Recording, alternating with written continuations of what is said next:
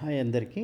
ఈరోజు మనం module federation ఉపయోగించి మైక్రో ఫ్రంట్ ఎండ్ ఆర్కిటెక్చర్ గురించి చూద్దాం. అది ఎలా పనిచేస్తుంది అనేది.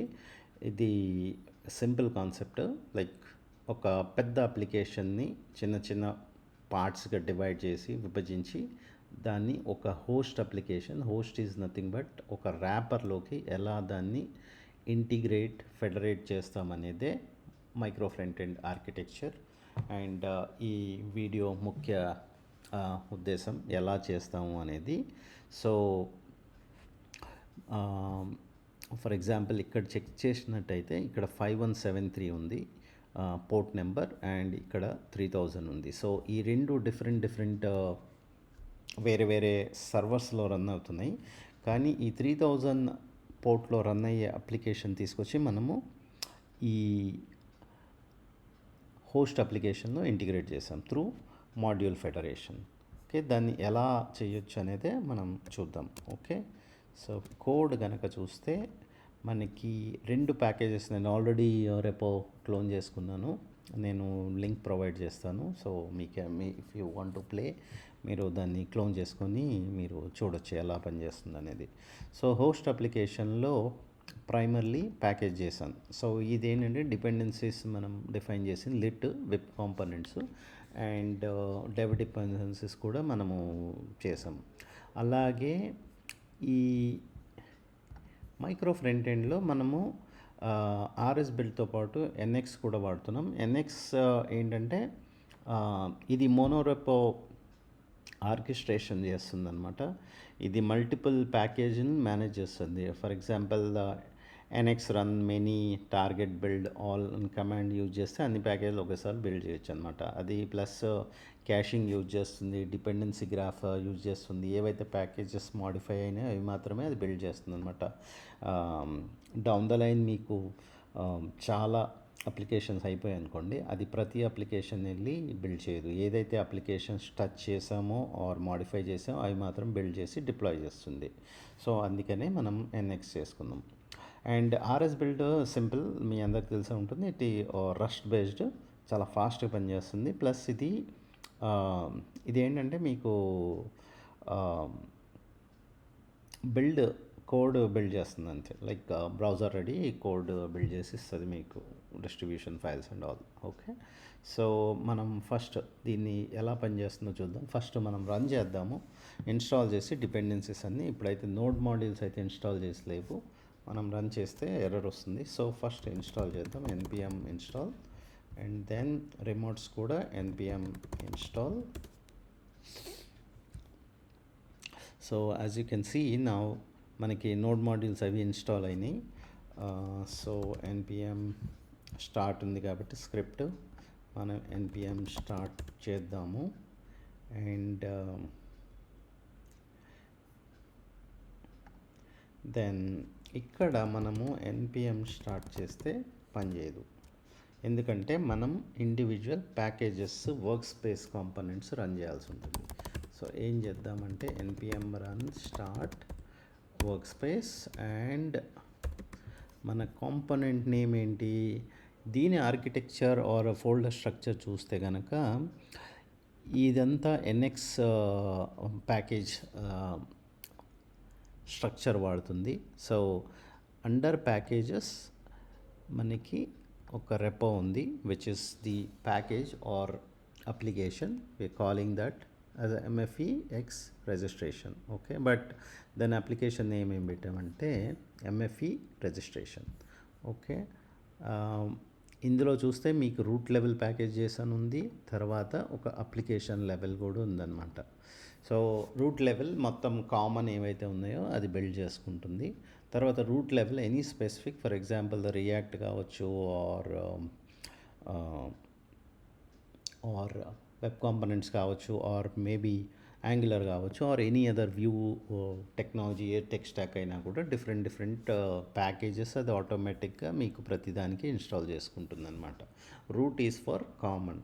ఓకే, ఇక్కడ మీకు చెక్ చేసినట్టుంటే ప్యాకేజ్ చేసాం, ఎన్ఎక్స్ బిల్డ్ కొట్టినప్పుడు ఆర్ రన్ చేసినప్పుడు ఆటోమేటిక్గా అది మొత్తం అన్నీ కూడా టార్గెట్ చేస్తుంది. అలాగే మనం ఏవైతే ఎఫెక్ట్ అయినా అవి కూడా మనం బిల్డ్ చేసుకోవచ్చు, ఆ కమాండ్స్ అన్నీ ఇక్కడ రాసుకోవచ్చు. ఓకే, కానీ ఇట్ ఈజ్ ఆల్ ఇక్కడంతా బిల్డ్ మాత్రమే చేస్తుంది అది.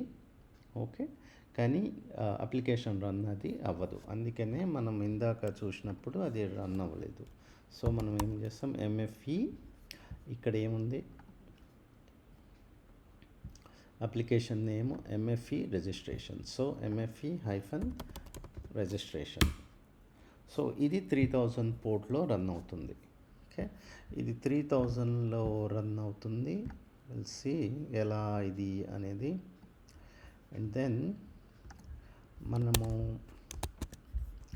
దీన్ని కూడా సైడ్ బై సైడ్ చూద్దాం. ఓకే, సో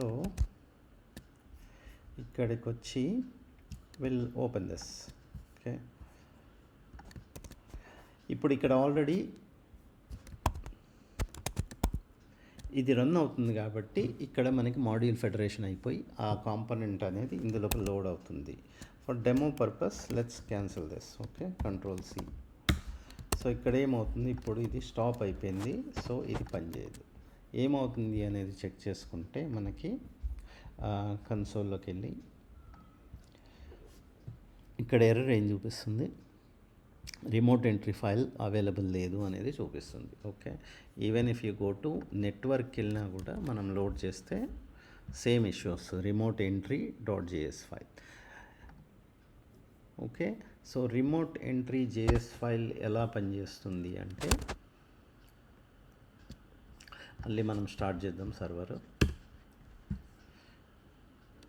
ఓకే, సో ఇక్కడ కనుక మీరు చూసుకుంటే రిమోట్ ఎంట్రీ JS ఫైల్ ఇక్కడ ఏం ఎక్స్పోజ్ చేస్తుంది, ఎంఎఫ్ఈ రీజియన్ అనేది ఎక్స్పోజ్ చేస్తుంది. అది ఎలా ఎక్స్పోజ్ చేస్తుందో మనం చూద్దాం. ఇక్కడ మనం RS బిల్డ్ అది వాడుతున్నాం కాబట్టి ఫస్ట్ రిమోట్ కాంపోనెంట్స్లో ఉన్నా నేను ఇక్కడ వచ్చి కాన్ఫిగ్ చెక్ చేస్తే మనం ఏం ఎక్స్పోజ్ చేస్తున్నాం, నేమ్ వచ్చి MFE region registration. Okay, sorry, MFE registration ఉంది. అండ్ రిమోట్ ఎంట్రీ ఫైల్ అనేది జనరేట్ చేసి దాన్ని పంపిస్తున్నాం. ఎక్స్పోజెస్ ఏంటి, ఇండెక్స్.ts.tsలోకి వెళ్తే కనుక జస్ట్ ఆ ఫైల్ మాత్రం వెబ్ కాంపోనెంట్స్కి మనము ఎక్స్పోర్ట్ చేస్తున్నాం. ఇది వేరే దాంట్లో మనం కవర్ చేయొచ్చు. బేసిక్గా ఇది ఏం వాడుతుందంటే మనకి జస్ట్ వెబ్ కాంపోనెంట్ స్ట్రక్చర్ ఉంటుంది, ఇదంతా బాయిలర్ ప్లేట్ కోడ్ అంతే.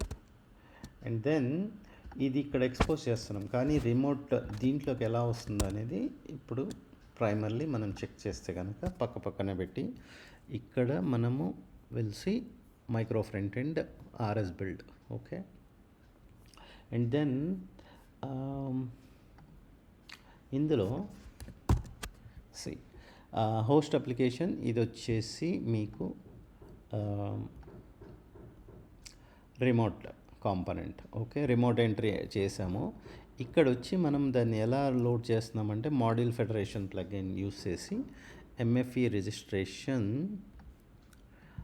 అది ఏదైతే ఉన్నదో ఆ నేమ్ స్పేస్ నేమ్ ఇచ్చేసి దెన్ ఎక్కడ రన్ అవుతుందో అని ఇస్తాం. ఫర్ ఎగ్జాంపుల్ మీకు వేరే హోస్ట్ ఆర్ ఎక్కడైనా సర్వర్లో రన్ అయితే సేమ్ ఆ URL మనం ఇస్తాం. మనం ఫస్ట్ చెక్ చేసుకుంటాం వెదర్ ఇది పని చేస్తుందా లేదా అనేది చెక్ చేసుకొని దెన్ ఇక్కడ వస్తుంది కాబట్టి వితౌట్ ఎనీ ఎర్రర్ ఇది వర్క్ చేస్తుంది అనమాట. ఇప్పుడు ఇందాక ఎర్రర్ వచ్చింది, but now it is loading. Okay, ఇక్కడ లోడ్ అవుతుంది అనమాట. ఓకే, ఇది జస్ట్ అ సింపుల్ కాన్ఫిగరేషన్ ఎలా పనిచేస్తుంది అనేది. That's it for now. ఇది నా very first video on this tutorial. I'm a full stack developer and a certified usability analyst. So my name is Deekshit. So if you have any comments, whether it is critics, whatever, just let me know. Also let me know if you find this helpful. Thank you.